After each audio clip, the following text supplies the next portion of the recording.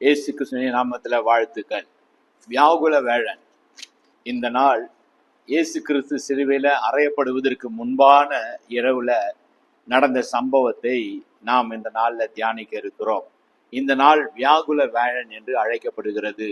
ஆண்டவர் சிலுவையில அறையப்படுவதற்கு முன்பாக தன்னுடைய சீஷர்களை அழைத்து பஸ்கா பண்டிகையை கொண்டாடும்படி அந்த காரியத்தை அவர் ஒரு விருந்து, அது பஸ்கா பண்டிகை என்பது அப்பமும் திராட்சை ரசமும் வைத்து அவர்கள் அந்த விருந்தை உண்டு முடித்து சோத்திர பாட்டையெல்லாம் பாடி முடிக்கிறார்கள், ஜெபித்து முடிக்கிறார்கள். முடித்த உடனே ஆண்டவர் அவர்களுடைய கால்களை கழுவினார் என்று பார்க்கிறோம்.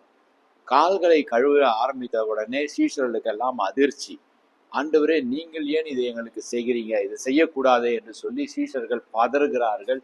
அதை அவர்கள் எதிர்பார்க்காத ஒரு காரியத்தை ஆண்டவர் செய்கிறார். ஆனால் ஆண்டவர் எல்லாருடைய கால்களையும் அன்றைக்கு கழுவினார். கழுவி முடித்து விட்டு ஆண்டவர் சொல்லுகிறார், யோவான் எழுதின சுவிசேஷம் 13ஆம் அதிகாரம் 12வது வசனத்துல, நான் உங்களுக்கு செய்ததை நீங்கள் அறிந்திருக்கிறீர்கள்.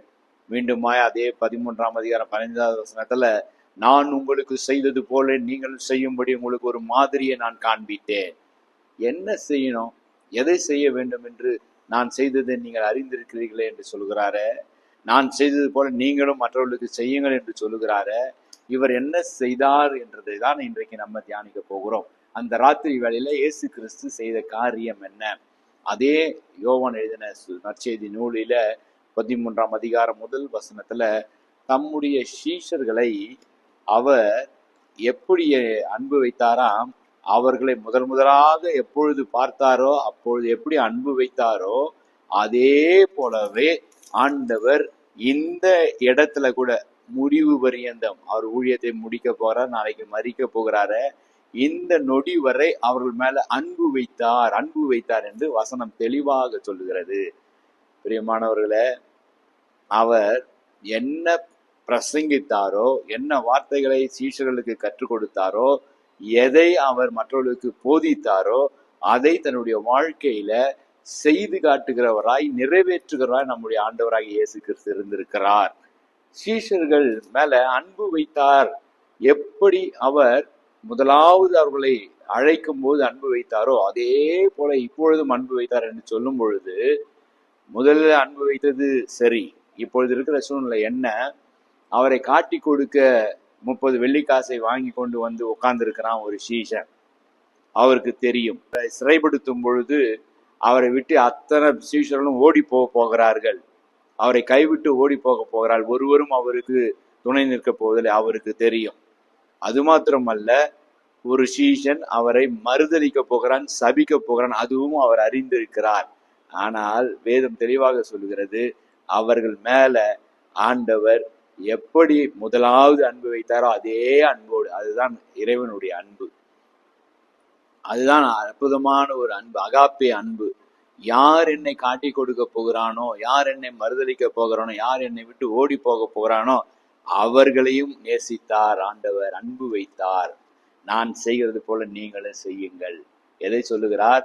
நான் எப்படி அன்பு கூர்ந்தேனோ, நான் எப்படி ஒன்றுக்கும் உதவாத துரோகிகளாகிய உங்கள் மேல நான் எப்படி அன்பு கூர்ந்தோனோ அதை போலவே நீங்களும் அன்பு கூற வேண்டும், அன்பு கூற வேண்டும், அன்பு கூறுங்கள்.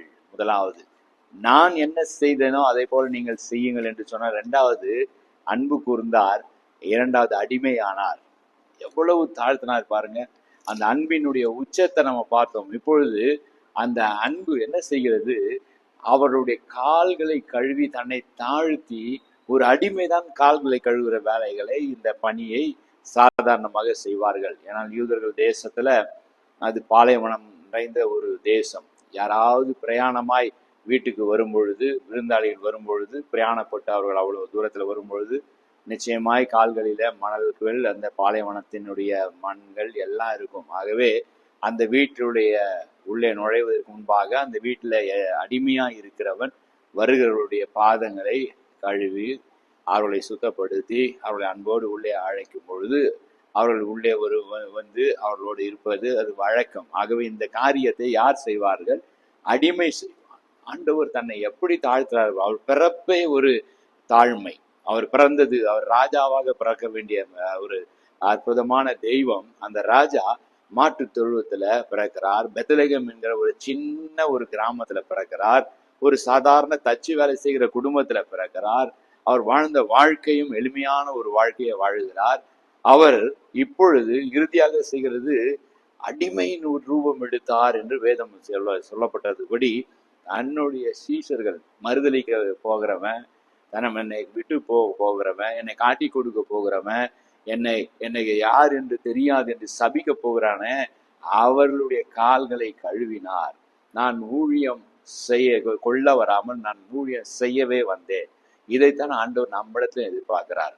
நாமும் மற்றவர்களுக்கு ஊழியம் செய்யும்படியாய், மற்றவர்களுக்கு உதவி செய்யும்படியாய், மற்றவர்களை கனப்படுத்தும்படியாய் நான் உங்களுக்கு செய்தது போல நீங்களும் செய்யுங்கள்.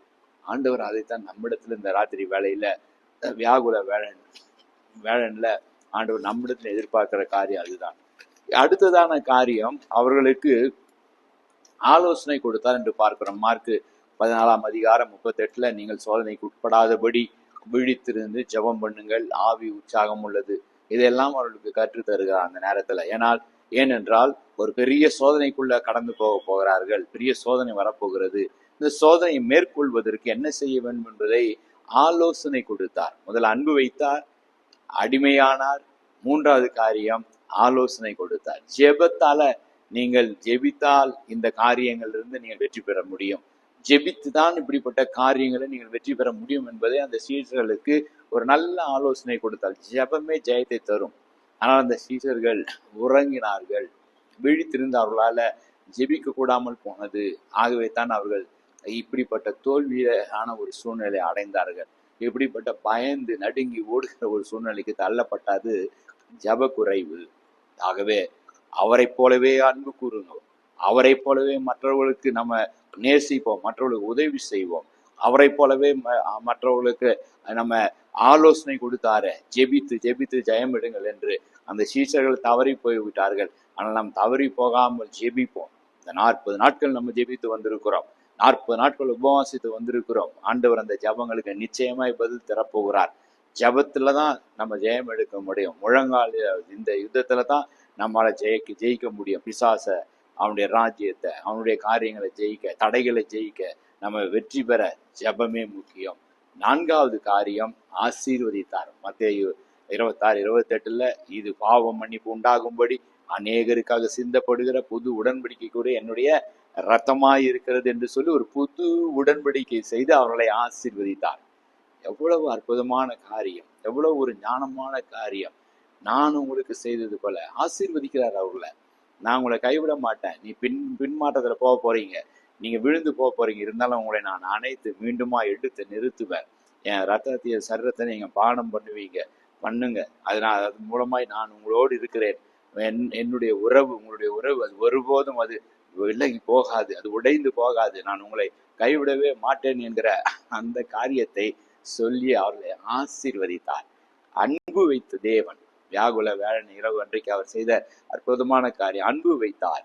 2வது நம்ம பார்க்கிறோம், அவர் அடிமை போல மாறி அவர்களுக்கு வேண்டிய ஊழியத்தை செய்ய கற்றுக் கொடுத்தார், மற்றவர்களை உயர்த்தினார். 3வதா பார்க்கிறோம், ஆலோசனை கொடுத்தார். ஜெபியுங்கள், விழித்திருந்து ஜெபம் பண்ணுங்க, ஆலோசனை கொடுத்தார். 4வது பார்க்கிறோம், மான்டீத் என்றால் உடன்படிக்கை என்று, மான்டீத் தேர்ஸ்டே என்று கூட இந்த வியாகுல வேளனை நம்ம சொல்லுகிறோம். இந்த வியாகுல ஒரு புது உடன்படிக்கை, நான் உங்களை விட்டு விலக மாட்டேன், இறுதி வரை ரத்தத்தையும் சரீரத்தையும் நீங்க பானம் பண்ணுங்கள் என்று சொல்லி ஒரு உடன்படிக்கையை கொடுத்தார். இந்த வியாகுல சீஷர்களை போல நான் உங்களுக்கு செய்தது போல நீங்களும் செய்யுங்கள் என்று சொன்னாரே, அவரை போல வாழ்வோம், அவரை போல மற்றவர்களுக்கு ஊழியம் செய்வோம், அவரை போல மற்றவர்களையும் நேசிப்போம், அவரை போல மற்றவர்களுக்கு ஆலோசனை சொல்வோம், அவர் நாமத்தை உயர்த்தி கொண்டே இருப்போம். நாம் ஆயத்தப்படுவோம், மற்றவர்களை ஆயத்தப்படுத்துவோம். நிச்சயம் கர்த்தர் உங்களை ஆசீர்வதிப்பார். God bless you.